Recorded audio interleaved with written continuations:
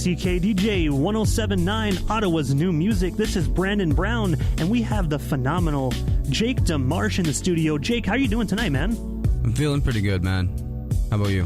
I am doing great. I gotta say, Jake, I know we've done many interviews together from many different outlets, from TV, broadcasting, to now CKDJ, to Punk World Radio. Like, we've chatted and done this all the time, man. So I'm pretty sure it's gonna flow normally, but I've got to say again, thank you so much for giving not only myself, but CKDJ a bit of your time here tonight, dude. Oh, not a problem. My pleasure. I actually went to Algonquin. I know, man. I got to say, congratulations on finishing that as well, man. I mean, you did great. I mean, you were a true underdog and success story, and we're going to learn about that tonight, but I just have to say, congratulations on graduating from Algonquin College. Thanks, brother. But I know a lot of these questions, like I said, we've done interviews before, so a lot of these questions are going to be like similar to the stuff we've done before, but this is new to the CKDJ audience. But taking you right back to the very beginning of your phenomenal musical journey, like, what sparked your passion for music and what made you decide to pick up a guitar and write some of the most inspirational songs that the nation's capital has ever heard? Well, in the beginning, I didn't realize it, but it was sort of a necessity for therapy. In a lot of ways, it helped me cope with a lot of my past and the things that I'd done. After spending a life in active addiction, it took me a long time to kind of face those things and get introspective on what I was actually feeling after being numbed by drugs and alcohol for so long. And when you were going through those struggles, Jake, did you actually pick up a guitar and start writing when you were actually, like in active addiction, or was this something you did after you went to rehab and all that stuff?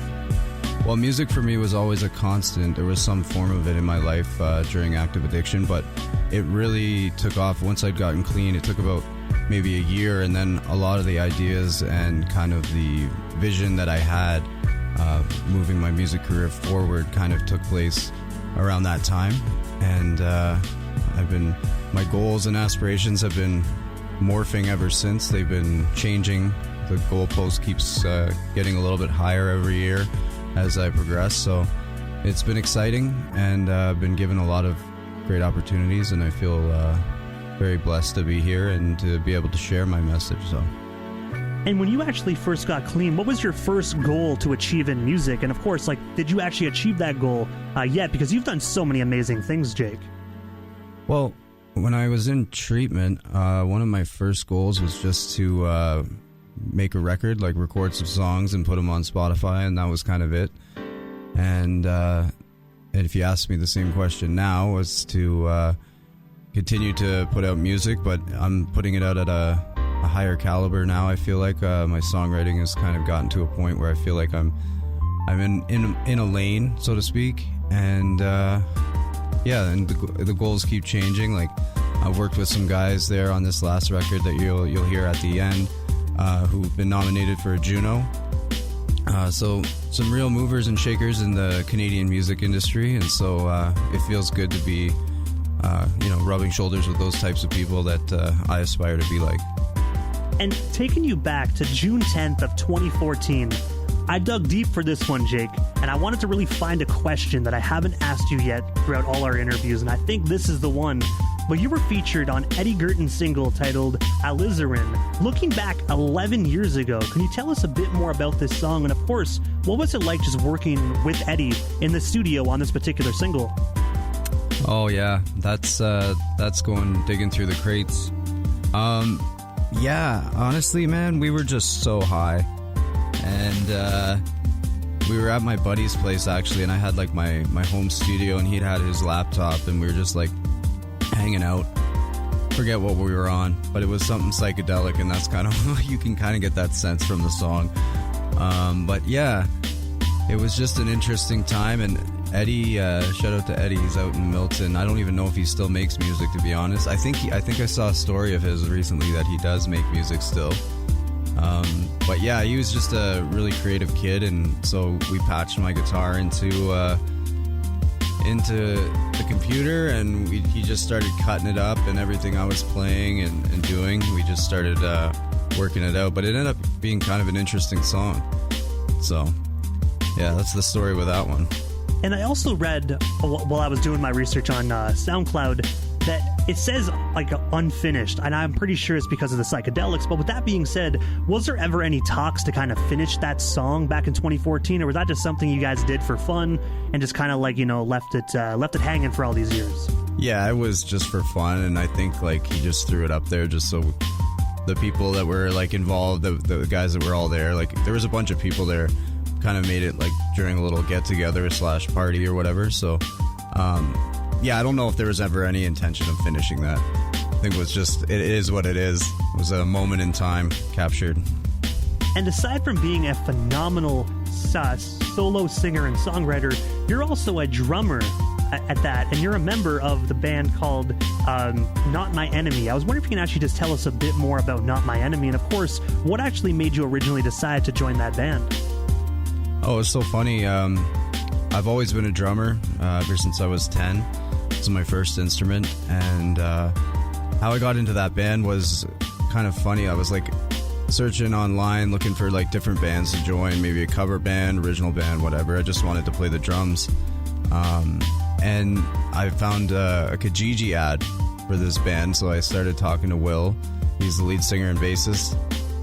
And yeah, I went to this to the rehearsal space, and we jammed some stuff out, and it felt pretty good. So that was about 4 years ago now, and we've been messing around with some original music for that long, and we've had a couple different guitar players. Our newest one is David, and he's really great guy, committed. But yeah, we just played a show last Saturday at the Avant-Garde. And yeah, we packed the place out. It was part of the Next Level festival that happens here in Ottawa during, I guess, this week or this past weekend.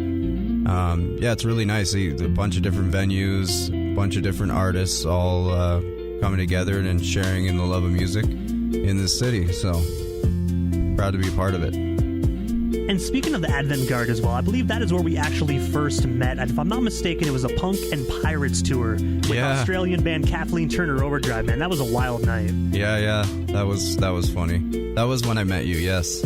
I think it was like very brief. I don't think we even recognized like who we actually were until we actually did our first interview, and we actually like, well, wait, we've met before. Yes, that is true. Yeah. And it's crazy just how like life kind of does a full circle, man, because I wasn't even living in Ottawa at that point, and then all of a sudden we both ended up at Algonquin College, attending the same college. It just shows how life does a complete full circle. Oh yeah, totally. And also, man, June 25th, 2025, so this past summer, you released a song called I'll Be There that is quite familiar with the CKDJ audience because it's been playing on our station since the summertime. I was wondering if you can actually just tell us the story behind this amazing song. Yeah, well, I wrote it for my girlfriend as kind of a reminder that no matter what happens and the tough times that people go through, in regards to like, in the song specifically in regards to like mental health and different things like that, you know, just to stick by somebody even though they may not be the best version of themselves right now, but you see them for who they truly are. And I think that testament can be said for a lot of people that, like, especially myself in my story, right? I wasn't always at my best, but I had a lot of people around me that still loved me and cared for me, and it's really the reason why I'm still here today. So, and I gotta say, you know, being able to make a friendship with you and chat about music with you multiple times, I'm truly glad that you're still here with us today, man, because the fact that you could overcome such stuff like that in your life and then go on to be such a phenomenal artist with a phenomenal message, helping so many people, not just within the community, but anybody that picks up a Jake Demarsh record and listens to it, they could really gravitate to it if they went through the same stuff that you did, man. So I can tell you a lot of people are still here today because of you as well, Jake. I would hope so. I hope that, I mean, some of the best things that I ever experience is when the subtle DMs that someone sends me and says, you know, my son's been struggling and your story gives me hope. Things like that is really what I am doing this for. So if it can affect one person, I think, well, you know, if it changes one life, then maybe that life will change more, and so on and so forth, like the butterfly effect. So that's the goal, right? The more you talk about it, the more you can break stigmas, the more you can move society forward in a positive way. And also, as well, as we just kind of spoke about, you are an advocate for addictions and mental health. With all that being said, what is some great advice you can give someone that is struggling with addiction that is listening to the radio tonight? Well, you know, sometimes for me personally, I just remember back to to how I was feeling when I was going through those things and thinking that there was no hope and that I wasn't going to be able to get away from this life. And flash forward, here I am 6 years clean as of December 1st. And, you know, you just got to keep going. And I think, you know, if you don't give up on yourself, you know, your life has value. It has meaning. It has purpose. And it's just holding out and continuing to keep trying to get away from the thing that you feel is that's holding you back. And November 25th of this year, so just last month, you released your most recent single titled Only Human that we're going to be playing momentarily here on CKDJ 107.9. But can you tell us a bit more about this song? And of course, what can the listeners expect from this track when it's played here momentarily? Well, it's kind of a retrospective look at just how I was feeling a bit about hurting a lot of people around me. You know, abusing drugs and substances can lead you to do a lot of stupid things, which I did. And also on the flip side to that is kind of outlining how by gaining the insight of my own flaws and my own experiences has then helped me gain empathy for other people that are now still in that position that I was in. And I gotta say, it is a phenomenal song. I'm really excited just to debut it here on CKDJ 107.9. And I hope someone listening actually can take away from it as well, man, because it's such an inspiring track. Thanks, man. I hope so, too. Again, it's about breaking the stigma surrounding mental health and addiction. We're doing better as a society, but I still think that there's a lot more that can be done. But yeah, no, I'm excited about the song. I'm really proud of it. A lot of talented people helped me bring it to fruition, and yeah, I hope it inspires something in somebody somewhere. And I know you mentioned as well earlier on in the interview that you actually worked with a Juno award-winning artist on this particular track. What was it like just working with someone of that caliber on this release? Oh, it was great. Yeah, and shout out to Kristen Pelletier. I reached out to her. She did an interview with me on an IG Live like a couple years ago, and I kept in contact, and you know, I said, hey, I'm trying to level up my production game and kind of get a little bit more of a different modern sound, and she hooked me up with Danny Lopez of Harmonies, super talented guy. He was the one who produced the track, and yeah, it was a great experience, a lot of ebb and flow, and you know, it was nice to just kind of realize that you could hang with some people of that caliber, be in the same room, and just kind of leave your ego at the door and just you know, create. And it was a real freeing experience to take the track from the demo that it was to what it is now that you're going to hear. So, and also this Sunday, December 7th, you will be taking the stage at Broadway Prince of Wales right here in the nation's capital of Ottawa. What can your fans expect from your performance coming up this Sunday? And of course, where can we snag ourselves some tickets right here, right now, live, while they listen live on the air? Yeah, well, you can come. It's actually a free show. So if you're around on Sunday, you should come out, check it out. What you can expect is some real raw, emotional kind of storytelling, not just from me, but from the other talented artists that are going to be there. It's a songwriters round, which is usually very interesting. It's more of an insider's director's cut type of version of a live show where there's multiple artists and each person shares a little bit of the meaning behind the song or the meaning of the song to them, and then they'll play it. So yeah, very interesting. If you want to come check that out, it's, I believe, at 6 at the Broadway Prince of Wales. Yeah, come say hi. It should be a good time. And it's an ugly sweater Christmas party as well, so if you have an ugly sweater, you can bring that. That's always fun. So I guess, this might be considered a surprise, something you might leave a surprise, but I have to know, man, because what kind of ugly sweater are you going to be wearing? Like, how ugly are we talking here? I don't know, man, but all my Instagram feed is ugly sweaters right now because I don't actually own one. And I've been looking, and I've been having if I'm honest, I've been having a real hard time justifying buying an ugly sweater just for this one thing. Because they're not that cheap, like the ones I've seen online. Maybe at the mall I could get one cheaper, but I don't know, man. I might just wear a regular sweater and be a loser. Well, I will say this. I don't know if you ever shop at Hot Topic, but I went there a couple times, and I will admit I almost bought this sweater, but I didn't know how my class would react if I walked into the classroom with it. But it was a ugly Christmas sweater, but it was Hooters. It was nice. The Hooters logo, and it actually lit up, and I was like, I would totally love to get that. So maybe you can get yourself a light up Hooters ugly Christmas sweater. Yeah, hey man. I think there's a competition too. You might win with that. I mean, I will admit I was going to get one, but it wasn't my size. I think it was like an extra large or a 2XL, but I was like, man, I don't want to have a Hooters thing and have a gut going on. So I was like, I'm just going to leave it there and let someone else that's more worthy of wearing it get it. There you go.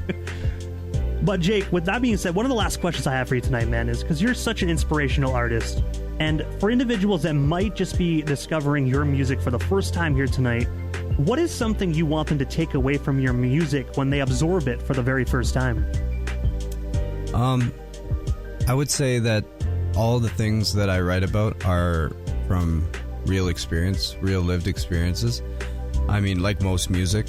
But yeah, it's just basically me taking my past that was a very negative experience and trying to take that and turn it into a positive. And, that's my message, is resilience, strength, and hope. And if there's hope for me, then there's hope for you or your loved one that might be struggling with drugs or alcohol. And with that being said, Jake, where can we follow you across social media to keep updated on not only your new music that is to come, but also your up-and-coming shows as well? Yeah, well, I have a website, JakeDemarshMusic.com. All my handles on Instagram and TikTok are Jake Demarsh. And yeah, and of 2026, I'm trying to sell my music through Bandcamp instead of the streaming services, because I've got tens of thousands of streams and I think I made like $70, but you can buy my whole EP for $9. So I figure if I can sell a few of those, then we'll be at par. So yeah, I definitely agree. Spotify is a very complex thing of nature, to say the least. It's kind of crazy how they pay like $10, $15 or something like that for a subscription, but you pay the artist so less. I've never understood that, but hopefully Spotify comes to their senses one day and starts paying the artist real money. Yeah, it's 0.003 of a cent per stream. And that is why me personally, I've never subscribed to Spotify. You can call me old school or whatnot, but I'd rather go on Bandcamp, buy the record, or even just buy a CD as well to support your favorite artist, man. Because Spotify, it's cool and all to be able to, at the end of the year, get those like big diagrams that say your favorite artist and what you listen to. But I mean, in my opinion, that's a marketing ploy to keep you around for that entire year. I find I'd rather give the artists dollars rather than give them cents. Mm-hmm. Totally. But Jake, I gotta say, man, thank you so much for just giving not only myself, but the CKDJ radio station a bit of your time here tonight, man. It was such an honor speaking with you again.